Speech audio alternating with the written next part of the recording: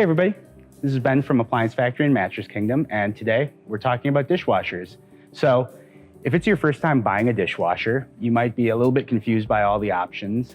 Honestly, before I started working here, all I knew about dishwashers was that they were noisy, they didn't work really well, they were usually white, and they came with my apartment. So today, we're actually going to take a look through some of the common features that you can find in the range of dishwashers that we offer, and the pros and cons of each of those features.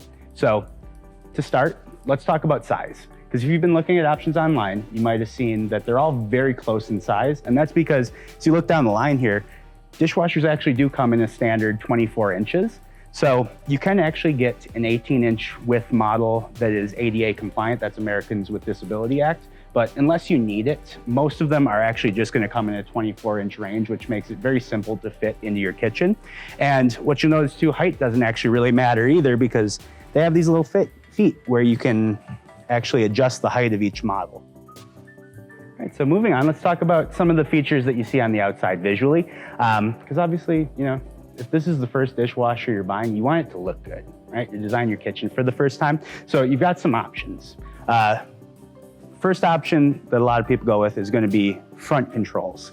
So they're easy to work with, but the problem that you have with these, some people don't aesthetically like the looks of them, but they're really easy to actually see everything that's going on and all the options that you have. So people like this one just for the ease of use of knowing exactly what this dishwasher offers.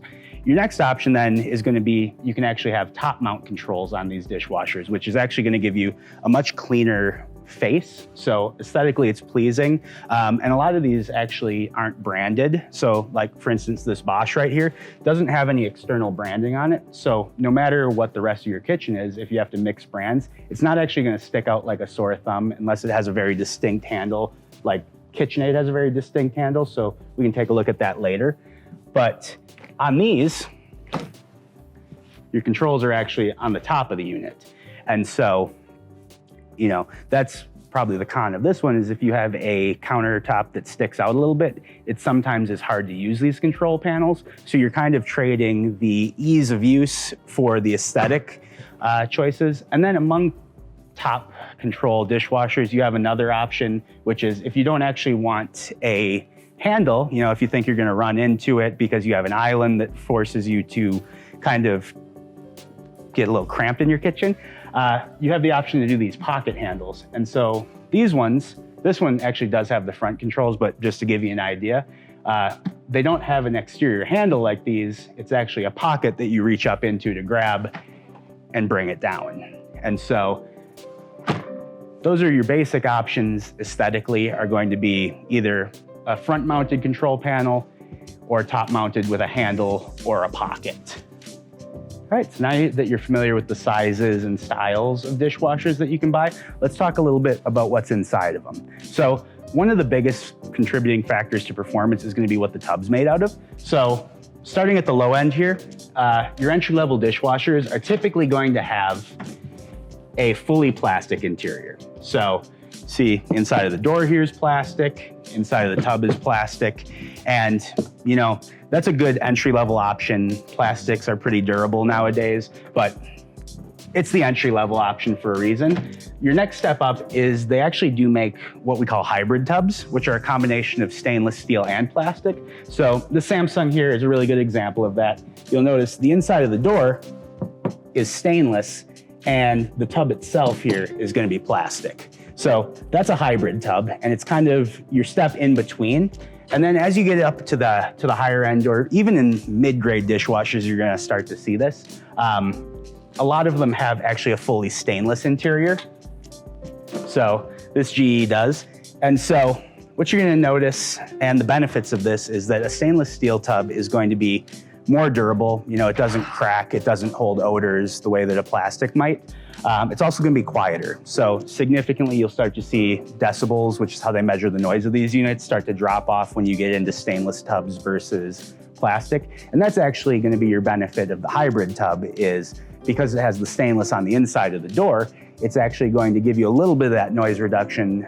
So it's a step up from your full plastic interior, but obviously it's not going to be as good as a full stainless interior. The other big benefit of having something fully stainless on the inside is going to be that it actually is more energy efficient, because as the cycle runs, the stainless itself is going to actually heat up and hold heat more efficiently than plastic. So you don't have to run the heating element as much, making it a lot more energy efficient.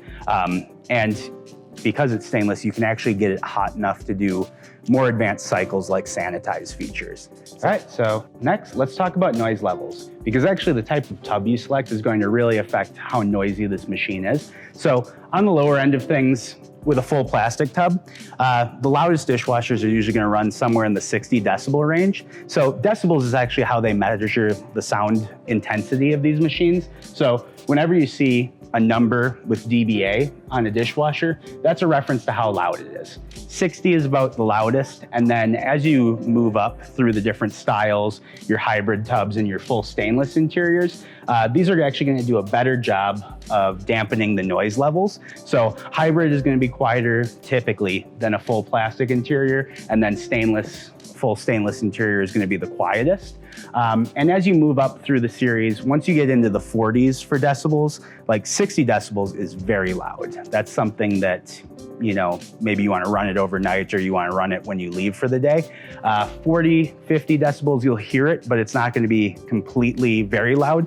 Once you get below 44 decibels, they actually start putting lights and things on the bottoms of these to make sure that you know that it's actually running, because they get very quiet at that point.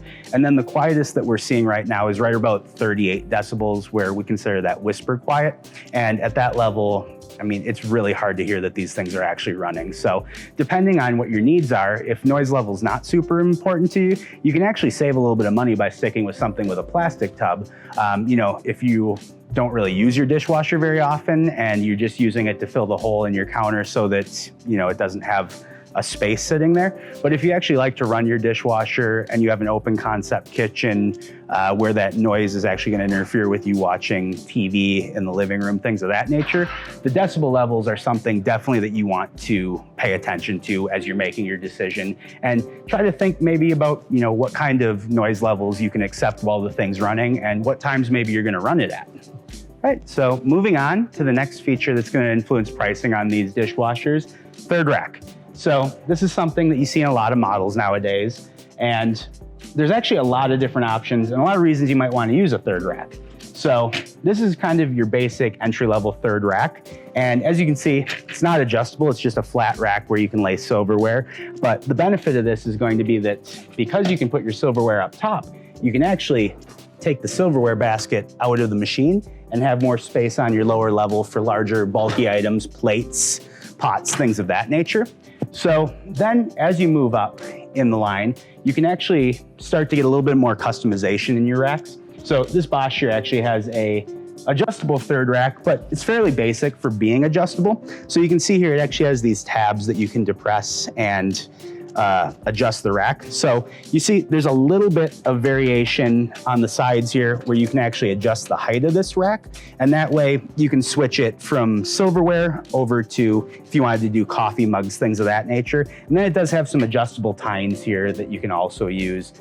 So it starts to give you a little bit of customization, but as you move up in the different models here and in quality, you actually start to see even more customization options in these racks. So this right here is an option from Miele that has a really nice rack, which is right here. So this one, you know, we get even a little bit more advanced. This one, you can actually move the rack completely out of the way. So that way, if you have taller items that you want to put in your second rack, they can actually come up next to the third rack and they will still fit. And then you can actually still use this for silverware and remove the silverware basket. So you do still get that cool space saving option from down below. And then when we get to the top of the line, when it comes to third racks, KitchenAid has really great third racks. And this is actually, mentioned this before, that they have very distinct handles. This is an example of that. Where they've got red on the end and it's very bold, but we're talking about racks, so let's get back to that. This has a third rack that is actually very advanced. So you notice this actually has specific jets that actually spray directly onto the third rack. And so any bowls, cups that you put in here are actually going to get water jets sprayed directly into them. They also then do have up here a removable silverware basket. So if, like we were talking about before, you do want to pull this silverware rack out from the bottom level and use it for bulky items, you can actually pull this out of the dishwasher and take it over to your silverware drawer just like you would with the rack. And that way, it makes it easier to unload the dishwasher, because that is kind of one of the complaints with the flat ones, if you are going to use it for silverware instead, is you have to constantly be running back and forth between your silverware drawer and your dishwasher. So with the KitchenAid here, that's not a problem. So that's racks, and next we'll move on to talking about features. So next we're going to talk about some of the different features that can affect noise levels and pricing. So one of the big ones is going to be how these dishwashers actually accomplish the drying process. So you'll see some of these actually have fan assisted drying. That is effective, but it actually is going to increase your noise level a little bit. Other ones, like some of these Bosches, as you get into the upper levels here, are going to actually have an auto open feature where they're going to actually automatically open up an inch or two at the end of the cycle. And that way it's going to be a quieter option, and it does a nice job of drying things. And then at the upper end here, Bosch has what they call a crystal dry feature. And so this one, depending how quickly you need your things dried by, will actually do a really nice job of drying plastics without condensation, where you see in the back there, that little metal triangle actually has a mineral in it that they mine in Africa that when exposed to water causes a reaction that causes it to get up to about 175, 180 degrees. And so it actually very efficiently heats the inside of this tub, which, like we talked about before, the stainless is going to do a better job of holding that heat too. So when it does pop open, it's actually going to evaporate the water out and dry faster. And now that temperature is actually going to dry your Tupperware and your plastic cups without leaving condensation on the inside. So that's a very quiet and energy efficient way to do the drying process. Now, another mechanical feature that might influence your noise levels is whether it has a disposer or not in it. So most of these modern dishwashers actually take a little bit longer to run their cycles than they used to, because they're incredibly energy efficient and they actually recycle the water throughout the cycle. So a lot of these options are actually going to have within it this little strainer. And so this is what actually captures all of your food particles and keeps it from recirculating with the water when you're reusing the water, so that you save on energy and water costs. Now, that one is nice and it's energy efficient and it's quiet, but you do have to empty that trap every once in a while. It's not very common anymore, but some of these do actually have a hard food disposer in them, which basically a little garbage disposal, so you don't have to clean it out. But cons of that one is it's gonna increase your noise level a little bit, and it is a mechanical component, so as opposed to a strainer where it's a $5 fix to buy the new screen, if your disposer stops working, it becomes a little bit more of a challenging issue to fix. All right, so lastly, let's talk about the cycles. Because depending on your usage, there's actually going to be a wide variety of cycles that you can run in these machines beyond just the auto wash function. So on your lower end, you're going to be a little bit more limited on the different cycles that you can choose. So, you know, you're going to be typically choosing between heavy, normal, quick wash, just some of the more basic cycles. And so as you kind of move up, you get more options. So as you start moving up in the series, typically what you're going to start to see are things like a sanitized cycle, which is very helpful right now, especially, but baby bottles and, you know, if you use blender bottles with protein shakes in them, anything like that, a high heat wash is really good for killing the bacteria and making sure that everything's sanitary. You're also going to start to see more delicate cycles. So things that aren't going to fog your china or your nice crystal. And you'll start to see that as you get up into more higher cycles. And you're also going to start to see, you know, delay functions. So if you do go with a more noisy dishwasher, you can actually set up to a 4-hour delay on some of these machines so that it will start running when you're not home or when you're asleep in a time period where it's not going to bother you. So those are some of your more entry-level features. And then as you keep moving up here, you start to see different options based on the model. So this one here actually has bottle jets. So like we were talking about bottles, that's a very helpful feature there. But You can also start to see steam features, which are going to loosen caked and dried on food particles. You also see some of these that actually start to have different wash zones. So if you want to save water and you only want to do a half load, some of these you can actually load different areas of the machine and save water that way. And now, because we talked about how efficient dishwashers are, where they're always recycling the water, your standard load in a lot of these machines takes a lot longer than it used to. Some of them take 2-3 hours. So a lot of these, if it's something that you need, they do have express wash on a lot of these different machines as well. So a 1-hour wash here is a very helpful feature if you do multiple loads per day. And then as you keep moving up, some of these, which actually connect to the Wi-Fi, are going to let you download cycles off of their website. So what's cool, like these LGs are a good example of that. You can actually download a different cycle to replace that button through their app. And so as you get into the more Wi-Fi connected models, things like that delay start, you can actually just remote start the dishwashers from outside the house with some of these models, which is really cool. And so your heated dry options, different delays. This one goes up to 8 hours. And so there really are just so many options when it comes to cycles that's the one that you really want to do your research on, see which ones you would actually use, and make a good decision of which ones are actually going to be worth the money for you, because you do see a lot of these have so many cycles that honestly I wouldn't use half of them. You might not either, but if a higher end model has that function that you need, it might be worth considering, especially things like the sanitize or the delay starts or the dry boosts. Or, a big one is definitely that delicate cycle, because if you do have expensive china and crystal, you don't want it to get fogged up from being washed in properly.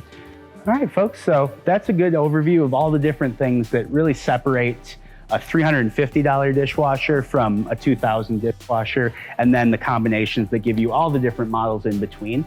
So definitely make sure to do your research. Make sure you find the dishwasher model that's right for you based on the combination of features in your budget. If you have any additional questions or ideas for future videos, make sure please leave that in the comments, like the video, subscribe to the channel, and until next time, keep it clean.